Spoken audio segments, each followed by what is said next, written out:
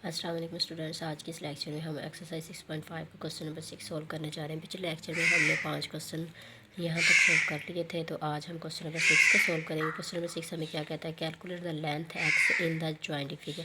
ये एडजॉइंटिंग फिगर हमें दी हुई है, हमने एक्स की वैल्यू क्या करनी है, फाइंड करनी है। ठीक है, बाकी हमें सी डी भी दिया हुआ है, ए बी भी दिया हुआ है, ए बी भी दिया हुआ है, ए डी भी हमारे पास गिवन है।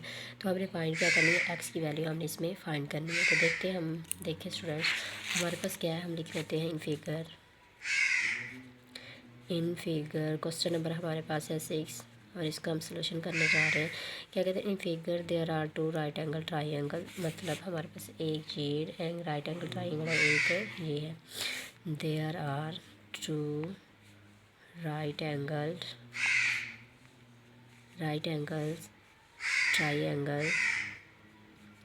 ट्राइंगल दो हमारे पास है, जिसमें हमारे पास रहता है triangle A B D and B C and D. ये हमारे पास दो क्या है, राइट एंगल ट्राइंगल है। तो हमने फाइंड क्या करना है, इसमें से ये एक्स फाइंड करना है। देन हम सबसे पहले क्या ले लेते हैं, from right angle triangle A B C. अब इसको हम सोल्व करेंगे, इसकी ये वाली साइड हमारे पास होगी तो हम एक्स को फाइंड कर सकेंगे ना। इसीलिए पहले हमें ये राइट एंगल ट्राइंगल की ये वाली साइड फाइंड करनी होगी, उसके बाद हम इसको फाइंड कर लेंगे। आगे देखते हैं क्या उन्होंने कहा है। ए बी हमारे पास क्या है, गिवन है, हमारे पास गिवन डाटा क्या है, 10 सेंटीमीटर है।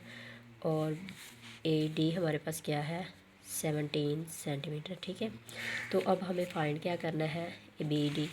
तो बी डी फाइंड करना है। तो हमें पता है, अगर हमारे पास दो साइड्स हो तो तीसरी साइड फाइंड करने के लिए हम क्या लगाते हैं, पाइथागोरस थ्योरम लगाते हैं। तो हम लिख लेते हैं बाय पाइथागोरस थ्योरम। अब हम कैसे लगाएंगे, इसमें ये देखें, हमारे पास आ जाएगा ए डी का स्क्वायर। हमेशा हमारे पास पाइथागोरस थ्योरम होता है, हाइपोटेनस का square is equal to base का स्क्वायर प्लस परपेंडिकुलर का स्क्वायर। तो हाइपोटेनस हमारे पास ये है, तो ए बी हमारे पास आ जाएगा, इसका स्क्वायर आ जाएगा, प्लस बी डी इसका स्क्वायर आ जाएगा। ठीक है, तो हमने फाइंड क्या करना है, बी डी हमने फाइंड करना है। तो ए डी हमें दिया हुआ है 17 सेंटीमीटर, इसका स्क्वायर आ जाएगा। तो ए बी हमारे पास क्या है, 10 सेंटीमीटर, इसका स्क्वायर आ जाएगा, प्लस बी डी हमने क्या करना है, फाइंड करना है। अगर हम 17 का स्क्वायर लें तो हमारे पास क्या आ जाता है, 17 मल्टीप्लाई 17, तो ये हमारे पास हो जाएगा 289।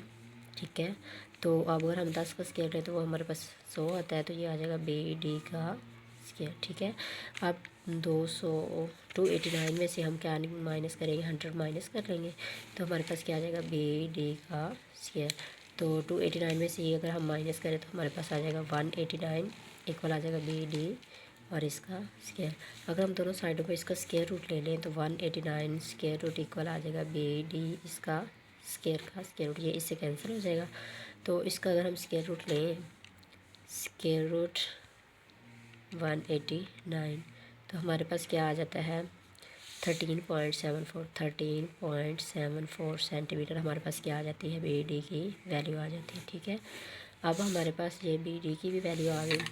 देखें, हमारे पास ए बी भी है, ए डी भी है और बी डी भी आ गया। तो अब हम एक्स इजीली फाइंड कर सकते हैं। तो हम लिखते हैं in figure from right angle triangle B C D. अब right angle triangle B C D में हमने किसकी वैल्यू फाइंड करनी है, एक्स की। तो हम लिख सकते हैं सी डी हमें क्या दिया हुआ है, सी डी 8 सेंटीमीटर है और इसमें बी डी की वैल्यू हमने खुद फाइंड की है, तो वो हमारे पास कितनी है, 13.74 सेंटीमीटर। और हमने फाइंड क्या करना है, बी सी फाइंड करना है। ठीक है, तो अगर हमें दो साइड दी गई हो तो तीसरी साइड फाइंड करने के लिए हम क्या लगाते हैं, पाइथागोरस थ्योरम लगाते हैं। तो हम लिख सकते हैं पाइथागोरस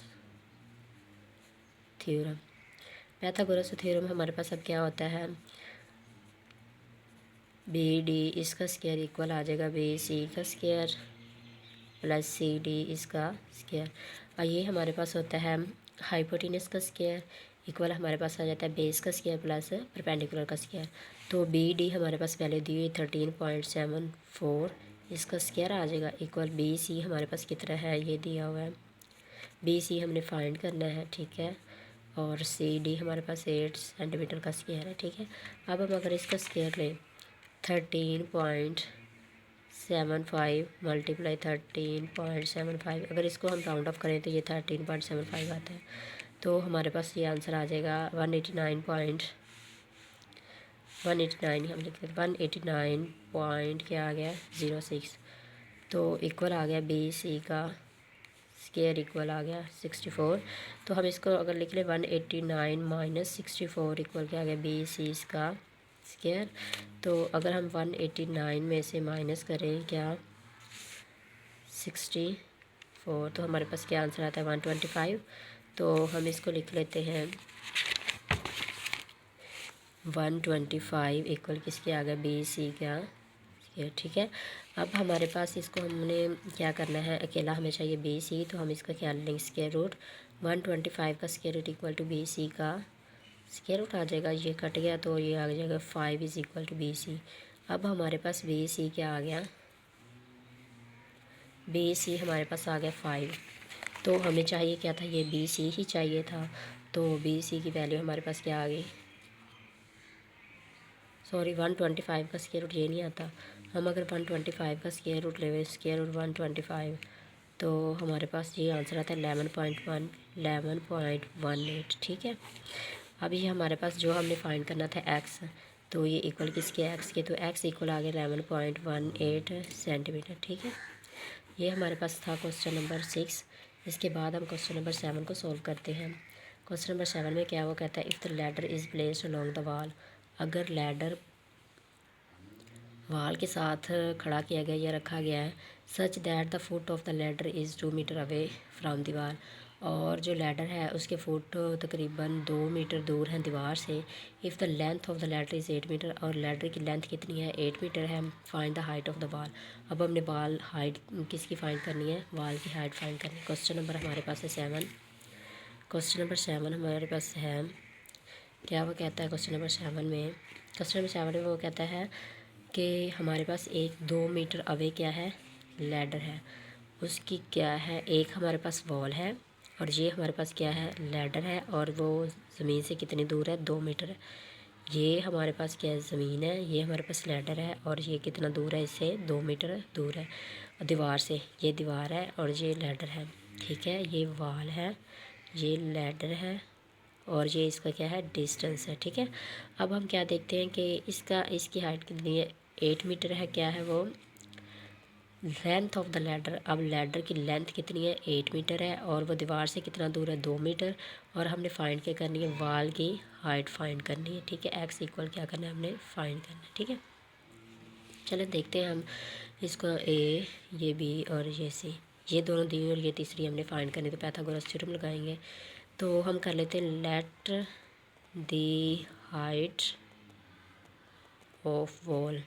अब हमारे पास वॉल की हाइट हम एक्स फर्ज कर लेते हैं, ठीक है, लेट कर लेते हैं।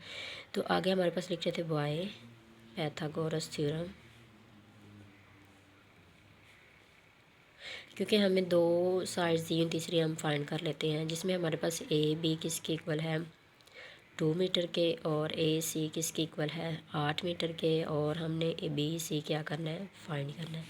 तो अब हम इसको लिख लेते हैं ए सी हाइपोटेनस का square is equal to base का स्क्वायर, ए बी का square plus B C perpendicular का स्क्वायर।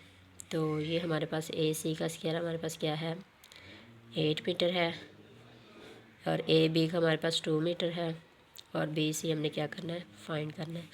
तो ये 64 आ जाएगा, ये 4 आ जाएगा, प्लस बी सी का स्क्वायर आ जाएगा 64, जब इधर माइनस ये 4 हो जाएगा, और ये बी सी का स्क्वायर आ जाएगा, तो ये 60 रह जाएगा, और बी सी का स्क्वायर, और बी सी हमारे पास किसकी इक्वल है एक्स के।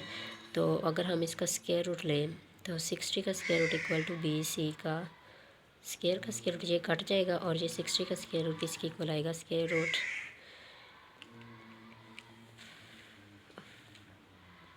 रूट हमारे पास 60 किसकी इक्वल आता है 7.74 ये आगे 6 5 है तो हम इसको 7.75 राउंड ऑफ करके लिख लेते हैं, तो ये BC आ जाएगा। तो x इक्वल आ जाएगा 7.75 मीटर, क्योंकि हमने लेट किया था BC किसके इक्वल है, x के। ठीक है, ये हमारे पास क्वेश्चन नंबर 7 सॉल्व हो गया। इसके बाद हम करेंगे क्वेश्चन नंबर क्वेश्चन नंबर हमें दिया गया 8, और क्वेश्चन नंबर 8 में वो क्या कहता है, the diagonal of a rectangle field. हमारे पास क्या है, एक रेक्टेंगल फील्ड है। ये हमारे पास क्या है, ये एक rectangle field A B C और D, ये रेक्टेंगल फील्ड है, और वो क्या है ABCD is x+9 metre and x+9 metre है, and the sides are x+7, और उसकी साइड्स कितनी है, x+7।